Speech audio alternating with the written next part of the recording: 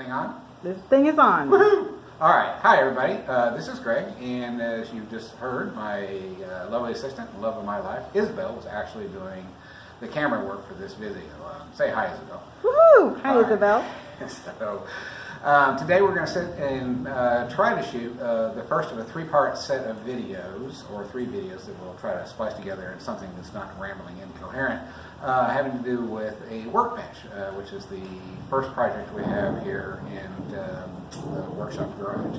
So first we're going to talk about sort of why we're doing this. Second, we're sort of go over what we have done so far, which is what you see here in front of you. And third, we'll talk about sort of the techniques, the construction techniques, or how we sort of built this bench. So let's start with the beginning. About 2 months ago, 2.5 months ago maybe, we moved into a new house. And so it's no surprise that you move in a new house, there's an opportunity for new furniture. Certainly I would make Isabel happy, right? And so we went furniture shopping, as couples in the new houses are wont to do, and hit some of the major furniture places here in the Houston area, and were, I'm going to say, shocked to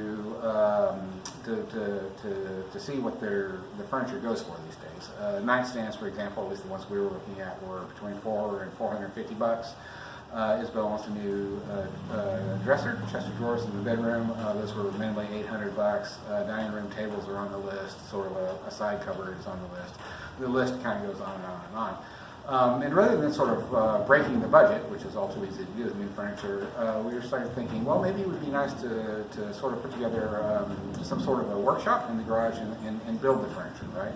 And look, this doesn't have to be heirloom furniture, just something that's functional, and you can look at it and say, yeah, you know, it's part of me, I did that, I made that with my hands. So it's important, though, to understand that I wasn't allowed to sort of dominate the garage, right? So Isabel wants to park a car in here, and it also doubles as storage. If you look here against the wall, for example, you'll see sort of a track system that we bought with one of the local big boxes.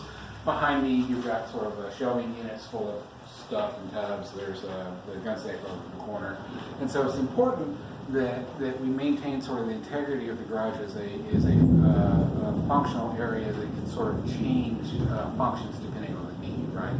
And so with that in mind, the first thing we've decided to do was build a mobile workbench or mobile table that act as sort of a workbench area in the garage that we sort of pull out, and then when we're done with it, sort of push it back against the side of the garage. And so that's sort of the intent of the project. And so this is, after a couple days worth of work, this is the first phase that's been completed, which is the framing of this workbench. And so let me show you sort of predominantly how that happened. The first thing I did was lay out sort of a frame on the floor, and you'll see that sort of here, of 4 by 8. And so the outside dimensions of the table are 4 foot by 8 foot, so we laid that out. And then I sort of built it from the bottom up. And so the work table itself, you can sort of think of it as sort of in three sections, right? And so the first section here is sort of bounded by a frame which includes 2 legs, and the legs are sort of an L bracket shape. And then a second frame here, this is just a standard rectangle that comes back in at a depth of about 24 inches from the front. If I measure that out, yeah, 24 inches here. And that's going to be the back of this sort of first section. And so the long-term idea is that this will be used for storage. And so what we'll end up doing is putting runners down here below and building a set of drawers, either 2 or 3 high. And then we'll bound it or cover this up in plywood, and that will be sort of drawer storage that's protected, and we can put stuff in here. So that's the first sort of roughly 1/3, not quite, but 24 inches of this table. The second portion of this table will be open workspace, and so there'll be the sort of the tabletop on top of the bench, and then underneath it we'll have a deck, a plywood deck. That's an open area that we can use to store bench mount tools, and so we'll go over some of those here in a bit. But this sort of gives us sort of bulk storage area down below, right? And that's open. And then finally, on the third sort of portion of the workbench is what we've got in here. And again, this is 24 inches front to this area. Will be where the work side or the table saw sits. And so I've got that sort of framed out so the table saw will fit into this area, this section here. The front controls will come out beyond the bench. It's a rack and pinion sort of fence system, and so that front rack will sit out here front of the table. and then we'll sort of sit back in and back up into this stud here, right? And so again, there'll be a deck, mid-deck here that the table saw will sit on. And if I've got the measurements done correctly, that table saw, once the decking is done, both the top and down below, will be about an 1/8 inch shy of being flush with the top deck, and then my intention is to use the shims to bring it up to be flush with the deck. And then down below it, we'll put another layer of plywood, and that again will be open storage for scraps or accessories for the saw or something along those lines, right? And so the table itself, the end height of the table is intended to be 36 inches or as close as I can get to it. And so what we did is that I cut the legs at 33 inches. If we come back up, they're right at 33 inches, right? And then what we'll do is we'll mount the table saw on some rollers. I've got one here I can show you. These were purchased online, and they're load balanced at about 300 pounds each, so that should be about 1,200 pounds total for the full set of 4. They're fairly easy to mount up underneath the table, and they've got a locking mechanism so I can lock the table in place. And so my intention is to put these on rollers so that I can move it easily around the garage and then lock it in place. And so hopefully the dimensions will come out right, so that it's just a hair over 36 inches. And so that sort of explains the table itself, or at least where we sit with it. So let's talk a little bit about the construction techniques. The table was built, or the frame of the table was built using 2x4s. And so 2x4x8, and so again, these were purchased at a big box store here locally.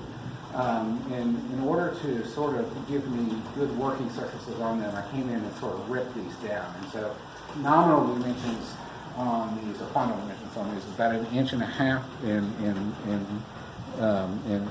the short side of the board, right? Which is normal. And what I did then was take them to the table saw and ripped 1/8 of an inch off of either side of them. And so instead of 3.5 inches, which is what they usually come nominally, I've planed them down basically to about 3.25 inches. And what that does is it gives me a good flat area, surface area that I can use for gluing, right? And so that gives me much stronger bonds to glue these together. But in addition to the gluing, I'm also using pocket holes. And so what we did was go out, and again, it's a big box store here locally. We bought a pocket hole jig, and this is simply a jig that allows you to sort of offset the jig based on the depth of or the dimensions of the lumbers you're using. And you can use a clamp, something like this, to clamp it down onto the piece of wood. And then you come back in with a drill bit. You know there's an offset in the drill bit, and the drill bit comes in at an angle, right? Get it in there. Comes at an angle, and so that gives you your pilot hole basically. And then behind that, you can come in with some pocket hole screws. And for this 2x4s, we're using 2.5 inch, and they're blue coated for weather resistance, and they've got sort of a square head. And what you end up with then is that if you can come in and you can see it here on the inside, once you get this pilot holes put into place, is that you can come in and the screws sit at an angle about like that basically pulls this wood back in together. So what that does is gives you a lot of strength in pulling two pieces of wood together. And when you reinforce that with the glue, that leaves you a very, very strong joint. So if you look at this, what you'll notice is that there's not a continual piece of wood here. I've got the 2x4s here, and then there's a sort of a runner set here, and then my first frame comes in, and that's screwed into my second runner, and that's screwed into my second frame, which is screwed into the runner, which is screwed into the leg on the back side. So it's not a continual piece of wood running, but despite that, it is a very sturdy table, right? Because of the grooves of the pocket holes, it basically gives you a lot of stability, a lot of strength to this table. And so it's a little bit extra work to get it done, but in the end, it gives you a fairly quick way of putting it together and a very strong way of putting it together as well. And so that sort of leaves us sort of at the first phase of this done. The second phase of this will be to come back in and basically put the plywood in, the decking in, and get all of that done. And so we'll get back to you with that and show you what it looks like for the second phase. Thank you.